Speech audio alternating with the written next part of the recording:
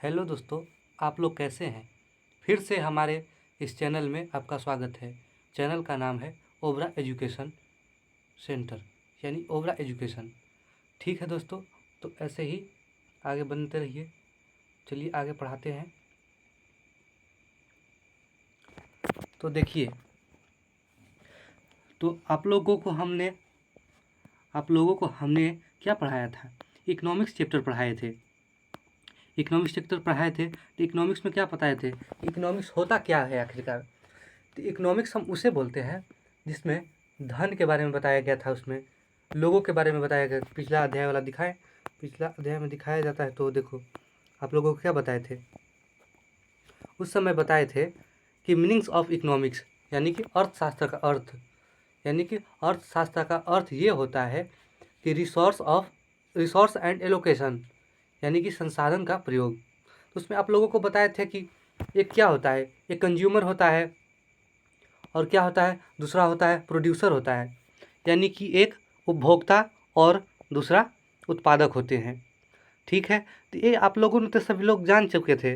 आप लोग जान चुके थे कि ये एक उपभोक्ता होता है, एक उत्पादक होता है। यानी उत्पादक किसे कहा जाता है, कृषक को उत्पादक कहा जाता है। जो किसान होते हैं वो क्या होते हैं, उत्पादक होते हैं। और हम लोग जो होते हैं ग्राहक, वो क्या होते हैं, उपभोक्ता होते हैं। तो आप लोगों ने तो ये सब जान रखा था पहले से ही। तो अब नए वीडियो में आपको आते हैं। तो आप लोगों को ये बताना चाहते हैं कि आप लोगों का पाठ्य पुस्तक अर्थशास्त्र 10th क्लास के अध्याय 1 में ये बताया गया है कि अर्थशास्त्र एवं इसके विकास का इतिहास, इसके बारे में बताया गया है। ठीक है, तो ये बताया जाता है कि 15 अगस्त 1947 को मिली आज़ादी से पहले लगभग 200 वर्ष तक भारत अंग्रेजी शासक का गुलाम था। इसमें यह बताया जाता है कि हमारा जब आज़ादी मिला तो उसमें क्या था, तो आज़ादी मिला था 15 अगस्त 1947 को। उस समय हमारा भारत क्या था, अंग्रेज़ों का गुलाम था। ठीक उसी प्रकार उससे आगे पढ़ते हैं। आगे पढ़ने क्या है कि उस समय भारत को क्या कहा जाता था, सोने की चिड़िया कहा जाता था। यानी कि हमारे भारत में सोने की चिड़िया इसलिए कहा जाता था क्योंकि यहाँ बड़े व्यापारी जो आते थे, अंग्रेज लोग आते थे, वो अपना सामान क्या खरीदते थे, सोना दे करके यहाँ से सामान ले जाते थे। इसलिए यहाँ सोने का खान हो गया था, यानी ढेर सारा सोना हो गया था। इसलिए भारत को सोने का चिड़िया का देश कहा जाता था। फिर इसके बाद आगे, लेकिन अंग्रेजी शासक ने सोने की इस चिड़िया का भरपूर शोषण किया तथा जमकर लूटा, जिसके कारण भारत में आर्थिक विकास का गति हुआ तथा मंद या नगण्य रही। यानी इसमें यह बताया जाता है कि अंग्रेज लोग जो थे वो क्या किए, भारतवासियों को शोषण किए, फिर जमकर लूटे, लोगों को मारे, सामाजिक उत्पीड़न दिए, गोरे और काले लोगों में मतभेद बांटे और बोले कि गोरे लोग जो हैं वो केवल शासन कर सकते हैं, जबकि काले लोग जो हैं वो शासन नहीं कर सकते हैं। तो ये सब करके हमारे सोने की चिड़िया वाले देश को क्या किए, वो बंजर कर दिए, उजाड़ दिए। ठीक है, फिर इसके आगे देखिए, फिर आज़ादी के समय भारतीय अर्थव्यवस्था का सामाजिक, आर्थिक, राजनैतिक, सांस्कृतिक पुनरुत्थान कर दुनिया की एक ऐसी रुक जाइए, हाँ, दुनिया की एक ऐसी अग्रणी अर्थव्यवस्था के रूप में प्रस्तुत करना हमारे नीति का निर्धारकों के समक्ष चुनौती थी। यानी इसमें यह बताया जाता है कि हमें क्या, यहाँ इसमें यह बताया जाता है कि आज़ादी के समय भारतीय अर्थव्यवस्था का सामाजिक, आर्थिक, राजनैतिक, सांस्कृतिक पुनरुत्थान कर, यानी फिर से बना करके दुनिया को एक अग्रणी अर्थव्यवस्था, यानी कि सबसे प्रथम स्थान पर रखने वाला अर्थव्यवस्था कौन सा है, तो हमारा भारत का अर्थव्यवस्था है। तो भारत में कैसी अर्थव्यवस्था है, तो भारत में देखा जाता है कि अन्य लोगों की अपेक्षा यहाँ क्या है, मिश्रित अर्थव्यवस्था है। और अमेरिका में क्या है, पूंजीवादी अर्थव्यवस्था है। आप लोगों को पिछले क्लास में हम लोग बताया था कि अमेरिका जो है पूंजीवादी देश है, जबकि भारत मिश्रित अर्थव्यवस्था वाला देश है। ठीक है, इसके आगे पढ़ते हैं कि इस अध्याय में अर्थव्यवस्था का परिचय यानी कि अर्थव्यवस्था का विकास, विकास की माप, विभिन्न सूचकांक, बिहार के विकास की स्थिति। फिर इसके आगे कि देश में आर्थिक विकास में बिहार की आर्थिक विकास की भूमिका, मूलभूत आवश्यकताएं एवं विकास का संबंध आदि बातों पर प्रकाश डाला जाएगा। मतलब इसमें यह बताया जाता है कि इस अध्याय में आप क्या क्या पढ़ेंगे। तो इसमें क्या पढ़ेंगे, अर्थव्यवस्था का पहले परिचय पढ़ेंगे। तो आप लोगों ने पिछले अध्याय में पढ़ चुका है कि अर्थव्यवस्था का परिचय क्या होता है, अर्थव्यवस्था आखिर क्या होता क्या है। फिर इसके बाद ये पढ़ेंगे कि अर्थव्यवस्था का विकास कैसे हुआ, फिर इसको विकास को कैसे मापा जा सकता है, फिर इसके आगे विभिन्न सूचकांक, फिर बिहार के विकास की स्थिति क्या है ये बताया जाएगा। फिर इसके पश्चात कि देश के आर्थिक एवं, रुक जाइए, इसमें क्या कि देश के आर्थिक विकास में बिहार की आर्थिक विकास की भूमिका क्या है। यानी इसमें यह बताया जाता है कि हमारा जो देश भारत है, इसके आर्थिक विकास में इसमें बिहार का कैसा योगदान रहा है, बिहार कैसे स्थान पे है, कौन से स्थान पे है। तो इसको हम आगे बताएंगे। तो आगे देखिए, पहला पेज खत्म, फिर दूसरा पेज में आते हैं। दूसरा पेज में ये बताया जाता है कि अर्थव्यवस्था का परिचय, यानी कि अर्थव्यवस्था आखिर किसको कहते हैं, अर्थव्यवस्था है क्या। ठीक, तो देखिए कि अंग्रेजी शासक ने भारतीय अर्थव्यवस्था को अपना एक उपनिवेश बनाकर रखा था।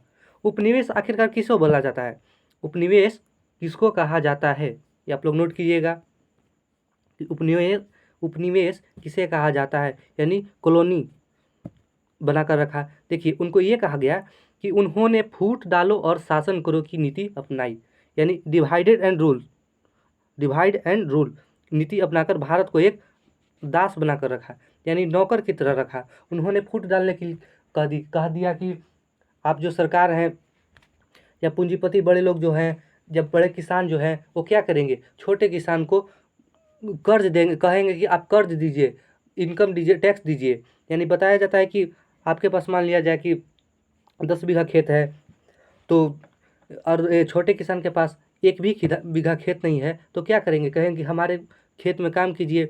उसके बदले में उचित मूल्य नहीं देते थे और अनाज भी नहीं देते थे, कहते थे कि खाना खाना है तो खाइए, सूखी रोटी दे देते थे। तो इसमें यही बताया जा रहा है कि अंग्रेज सरकार जो थे वे लोग क्या करते थे, वे लोग यही करते थे भारत के लोगों को कि बोलते थे कि हम जैसा कहेंगे वैसा ही करना होगा, कि नील की खेती करनी होगी। एक 3 कठिया प्रथा चला। इसमें 3 कठिया प्रथा होता है कि 1 कट्ठा जो 1 बीघा जो खेत होता है उसमें 3 कट्ठा नील की खेती होती है, यानी 1 बाई, और रुक जाइए,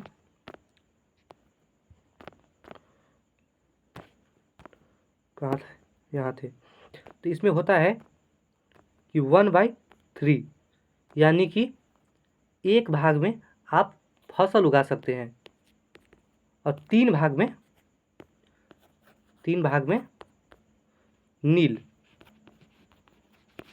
ठीक, मतलब कहने का मतलब ये था कि 1 भाग में आप लोग फसल उगाएंगे और तीसरे भाग में नील की खेती करेंगे। ठीक है, तो ये तो समझ गए। मतलब कि लोग क्या बताया गया कि अंग्रेज जो लोग थे वो भारत को एक गुलाम बनाकर रखने लगे। वो बोले कि हम जैसे कहेंगे वैसा ही करना होगा, हम आप लोगों को बोलेंगे कपड़ा बुनिए तो कपड़ा बुनना होगा, सूती कहेंगे कि हमारा जो कपड़ा विदेश से लाते थे सामान, वो बोलते थे कि आप लोग बेचिए, वही पहनिए, वही खाइए पीजिए। और कहते थे कि जब आपका भी जो खेत है उसमें 1/3 हिस्सा, यानी 3 हिस्सा क्या करना है, नील की खेती करना है और 1 हिस्सा आप कृषि कीजिए। तो आप लोग बताइए, आप लोगों को ये कहा जाएगा कि 100 रुपये आपके पास है, अब बोला जाएगा कि आपका ही पैसा है, लेकिन ये बोला जाएगा कि आप हमें 75 रुपया दे दीजिए और 25 रुपया आप रख लीजिए। आखिरकार उस पर प्रेशर दिया जा रहा है, कहा जा रहा है कि 75 रुपये का सामान हमें देना है, लेकिन ये पूंजी किसका है, हम मेहनत करके पैसा उतना इकट्ठा किए हैं, धन को अर्जित किए हैं। तो आप लोग क्या कीजिएगा, आप लोग विरोध कीजिएगा, लड़ाई कीजिएगा। तो वैसे ही देखिए आगे अध्याय में आप लोगों को हिस्ट्री में पढ़ा होगा, गांधी जी ने चंपारण सत्याग्रह और बारदोली जैसे कई आंदोलन चलाएं। उसी प्रकार इसमें आगे देखते हैं क्या होता है। फिर पढ़ते हैं कि ब्रिटिश शासन के पूर्व भारतीय अर्थव्यवस्था कृषि प्रधान होने के बावजूद उद्योग, व्यापार, यातायात, आधारभूत संरचना में अन्य कई महत्वपूर्ण देशों की तुलना में अच्छी स्थिति में है, लेकिन शोषण एवं दमनकारी नीतियों के कारण भारत की स्थिति अभी क्या है, जर्जर है। यानी इसमें यह बताया जाता है कि ब्रिटेन जब से ब्रिटिश सरकार आई भारत में, तो क्या हुआ, हमारी जो स्थिति थी क्या थी, कृषि पर हमारा जो अर्थव्यवस्था था वो क्या था, कृषि पर निर्भर था। लोग अपना खेती करते थे, उद्योग धंधा चलाते थे, व्यापार थी, यातायात के साधन थे, आधारभूत संरचनाएं थी। तो ये लोग क्या करते थे, ये सब तो चल रहा था। लेकिन जब से ब्रिटिश सरकार आए तो उन लोगों ने कहा कि नहीं, ये करना नहीं है, ये नहीं करना है, ये करना है। तो उन लोग जब आया तो हमारा क्या किया, शोषण किया एवं दमनकारी नीतियाँ उठाई। यानी कहा कि वही दमनकारी नीति कहने का मतलब ये हुआ कि 1/3 हिस्सा वही नील का खेती, आप लोग पीछे समझ लिए। फिर इसके आगे क्या है कि गरीबी, अशिक्षा, अंधविश्वास, विषमता तथा शोषण का साम्राज्य था।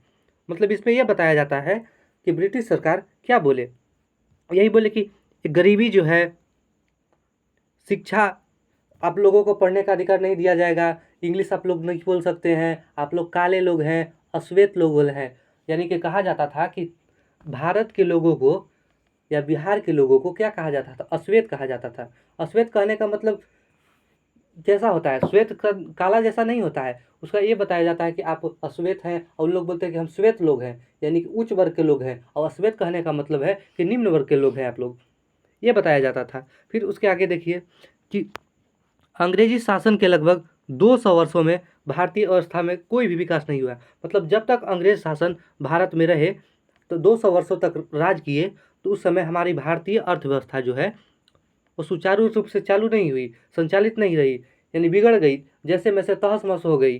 ठीक उसी प्रकार आगे देखते हैं कि प्रति व्यक्ति आय की स्थिरता, कृषि पर जनसंख्या की बढ़ती हुई निर्भरता, हस्तशिल्प उद्योग का पतन था, तो उसके बाद लगभग नष्ट हो गया। मतलब कहने का मतलब ये है कि जो हम लोग प्रति व्यक्ति आय की स्थिरता जो थी, मान लिया जाए कि एक घर में 5 वो परिवार हैं, तो 5 परिवार हैं, तो वो लोग क्या करते थे, सभी लोग, कोई खेती करता था, कोई झाड़ू लगाता था, कोई खाना बनाता था, कोई पेपर बेचता था, ये सब कर करके अपना अपना आय को इकट्ठा करते थे। और फिर कृषि पर क्या कहा जा रहा है कि कृषि पर जनसंख्या की बढ़ती हुई निर्भरता, यानी कि जितने भी लोग थे उसकी निर्भरता क्या थी, वो लोग की केवल खेती करना चाहते थे। मान लो छिपी हुई बेरोजगारी, यानी कि मान लो एक खेत है, उसमें 5 लोग काम करना चाहते हैं, कर रहे हैं, लेकिन उसमें एक ही लोग को करने की आवश्यकता है। मान लिया जाए कि फसल काटना है, तो फसल काटने में लोग क्या करते हैं, एक छोटे किसान जो होते हैं, सीमांत किसान जो होते हैं, वो क्या होते हैं, अपने खेत में जाएंगे, एक खेत है उसमें 5 लोग मिलकर काम करेंगे। लेकिन उसमें कहने का मतलब ये है कि एक लोग अगर करेगा उस किसान में, यानी कि क्या है, अगर मान लिया जाए एक खेत है, इसमें 5 लोग मिलकर काम कर रहे हैं, तो उसमें मान लो कितना काम है, एक लोगों का काम है, जबकि 4 लोग क्या है, बेकार हैं, लेकिन वे लोग उसी में लगे हुए हैं। तो कहने का मतलब ये है कि न लगे रहिए, अब क्या कीजिए, दूसरा रोजगार कीजिए। इसलिए भारत के लोगों को क्या कहा जाता है कि भारत में जो है छिपी हुई बेरोजगारी है। ठीक, इसके आगे कि औद्योगिक व्यवस्था इस बात को पूरी तरह स्पष्ट कर देती है कि अंग्रेजों ने भारतीय अर्थव्यवस्था का शोषण किया। इसमें मतलब बताया जाता था कि हमारे यहाँ ढेर सारे उद्योग थे, बड़े बड़े उद्योग थे, छोटे उद्योग थे, छोटे लघु उद्योग, सीमांत उद्योग जो थे वो भारत में थे। तो क्या किए, ब्रिटिश सरकार ने क्या किए, उसे क्या तोड़वा दिए, नहस नहस करवा दिए, फिर बोले कि यहाँ नहीं चलेगा, यहाँ आप लोगों को खेती करना है। फिर आगे पढ़ते हैं, 2 पैराग्राफ खत्म, तीसरा पैराग्राफ। अब बोला जाता है कि अर्थव्यवस्था का अर्थ क्या होता है। तीसरा चैप्टर, पेज नंबर 3, उसमें बताया जाता है कि हम लोग, यानी हम अपने दैनिक जीवन में देखते हैं कि प्रायः सभी लोग अपनी आजीविका के अर्जन के लिए विभिन्न प्रकार के क्रियाकलापों में लगे रहते हैं। यानी इनकी विभिन्न मुख्य रूप से वस्तुएं सेवाओं के उत्पादन से संबंधित होते हैं। इसके बाद जैसे बहुत उदाहरण में बताया गया कि किसान खेती करते हैं खलिहानों में, फिर मजदूर कल कारखाने में काम करते हैं, शिक्षक जो है स्कूल और कॉलेज में पढ़ाते हैं, वकील जो है कोर्ट और कचहरी में अपना कार्य करते हैं। फिर उसके बाद हमारे वे सभी क्रियाएं जिनसे हमें आय प्राप्त होता है उसको क्या कहा जाता है? आर्थिक क्रिया कहा जाता है। आर्थिक क्रिया किसे बोला जाता है? ये नोट कर लीजिएगा आप लोग कि हमारी वे सभी क्रियाएं जिनमें हमें आय प्राप्त होती है उसे बोला जाता है आर्थिक क्रियाएं। ये ऑब्जेक्टिव में शायद क्वेश्चन आ सकते हैं, इसलिए हम जहाँ जहाँ बोले वहाँ वहाँ आप लोग नोट करते जाइएगा, ठीक है। फिर आगे कि अर्थव्यवस्था एक ऐसा तंत्र या ढांचा है जिसके अंतर्गत विभिन्न प्रकार की आर्थिक क्रियाएं संपादित की जाती है, जैसे कृषि, उद्योग, व्यापार, बैंकिंग, बीमा, परिवहन तथा संचार।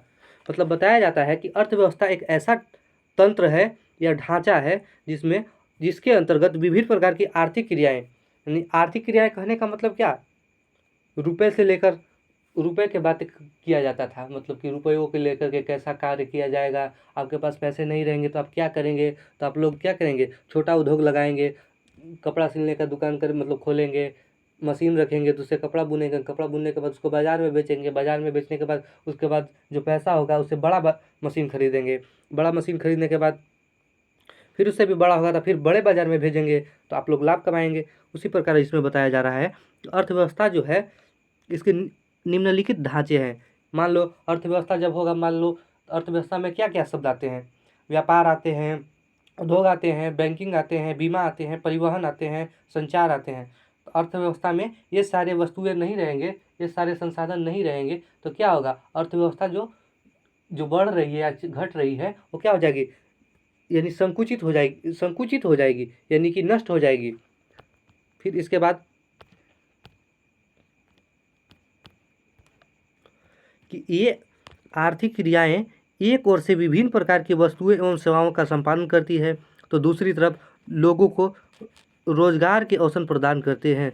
मतलब जो अर्थव्यवस्था होती है ये क्या होती है, अपने तो कमा रहा है लेकिन दूसरे लोगों को भी ये कमाने के लिए दिया जाता है। मतलब बताता है कि हम बड़ा उद्योग खोले तो बड़ा उद्योग खोलने के लिए क्या करता है, कृषक को जितने छोटे कृषक होते हैं, सीमांत कृषक होते हैं, वो तो अपने फसल को उगाने के बाद क्या करते हैं, बड़े शहर में चले जाते हैं। बड़े शहर में जाते हैं तो वहाँ उन लोगों को रोज़गार मिलता है, यानी फैक्ट्री बन रही है तो फैक्ट्री में कुछ कुछ मेहनती लोग होते हैं यानी लेबर होते हैं, उनको बताया जाता है कि आप ये काम कीजिए आपको इतने रुपए मिलेंगे। तो छोटे किसान जो होते हैं वो अपने शहर में चले जाते हैं, दूर शहर में चले जाते हैं, अपने घर से निकट बहुत दूर शहर में चले जाते हैं, तो कुछ महीनों के लिए वहाँ रहते हैं, उसके बाद यहाँ आ जाते हैं अपने घर पे।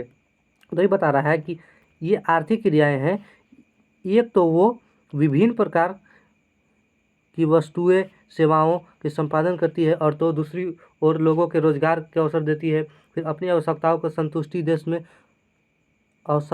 संतुष्टि हेतु देश में उत्पादित वस्तुओं एवं सेवाओं का क्रय करती है यानी कि खरीदती है। आगे तीसरा पैराग्राफ खत्म, चौथा पैराग्राफ में कि ये बताया जाता है कि अर्थव्यवस्था जो है दो प्रमुख कार्य संपादित करती है। अर्थव्यवस्था कितने कार्य संपादित करती है, दो करती है। इसमें कि लोगों की आवश्यकताओं की संतुष्टि के लिए विभिन्न प्रकार की वस्तुओं एवं सेवाओं का उत्पादन करती है। तो अर्थव्यवस्था क्या है, ये करती है कि लोगों की आवश्यकताओं के लिए यानी आवश्यक जो सामान आवश्यक है उसके लिए वस्तु तथा सेवाओं का उत्पादन करती है यानी निर्माण करती है। फिर इसके बाद दूसरा लोगों को रोजगार के अवसर प्रदान करते हैं। ठीक, इसके आगे कुछ अर्थशास्त्रियों ने अर्थव्यवस्था को निम्नलिखित प्रकार से परिभाषित किया है। मान लो कि बड़े बड़े जो एडम स्मिथ साहब, आर्थर लेविस साहब, ये बताए हैं कि अर्थव्यवस्था आखिरकार होता क्या है। तो पढ़ते हैं।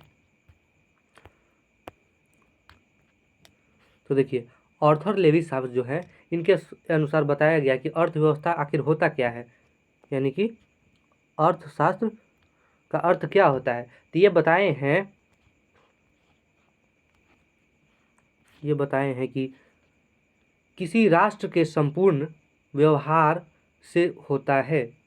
मतलब अर्थव्यवस्था का अर्थ ये होता है कि किसी राष्ट्र के संपूर्ण व्यवहार से होता है, जिसके आधार पर मानवीय आवश्यकताओं की संतुष्टि के लिए वह अपने संसाधनों का प्रयोग करते हैं। इसमें मतलब ये बताया जाता है कि जिन लोगों को जो जो चीज़ ज़रूरी है, मान लिया जाए कि आप लोगों को रहने के लिए क्या ज़रूरी है, भोजन ज़रूरी है, खाने के लिए भोजन ज़रूरी है, रहने के लिए आवास ज़रूरी है, पढ़ने के लिए शिक्षा ज़रूरी है, उसी प्रकार संसाधन में ये बताया जाता है।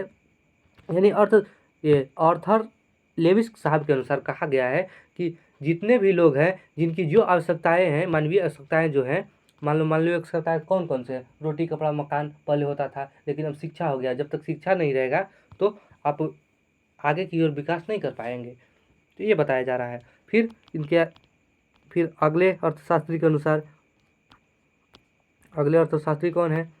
ब्राउन है। तो ब्राउन के अनुसार बताया गया है कि अर्थव्यवस्था जो है आजीविका अर्जन का एक प्रणाली है। ये देखिए पिछले प्रीवियस क्वेश्चन ने पूछे हैं कि अर्थव्यवस्था क्या है, कि मतलब बताया गया कि किनके अनुसार अर्थव्यवस्था आजीविका अर्जन की एक प्रणाली है।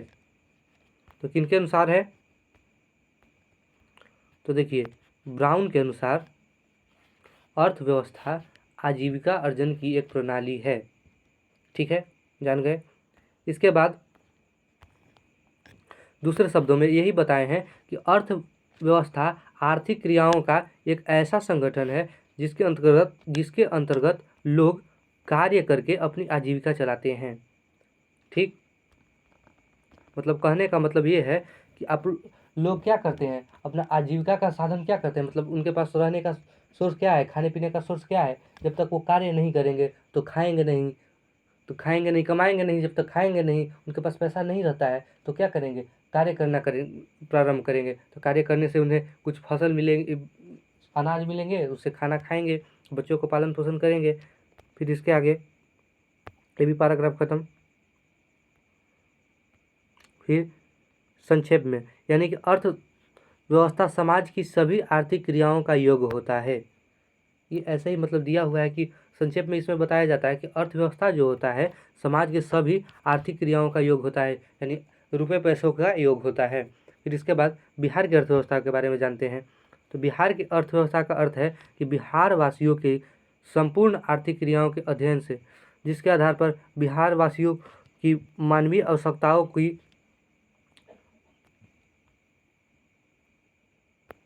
संतुष्टि के लिए बिहार के संसाधनों का प्रयोग किया जाता है। ठीक, उसके आगे अर्थव्यवस्था की संरचना या ढांचा, स्ट्रक्चर ऑफ इकोनॉमिक्स। अर्थव्यवस्था की संरचना कैसी होती है? अर्थव्यवस्था की संरचना के बारे में आप लोग जान रहे हैं कि अर्थव्यवस्था की संरचना का मतलब है कि विभिन्न उत्पादन क्षेत्रों में इसके विभाजन से, यानी कि विभिन्न क्षेत्र में इनका विभाजन कैसे कैसे किया गया है। मान लो शिक्षा के क्षेत्र में अलग विभाजन है, कृषि के क्षेत्र में अलग विभाजन है, और क्या,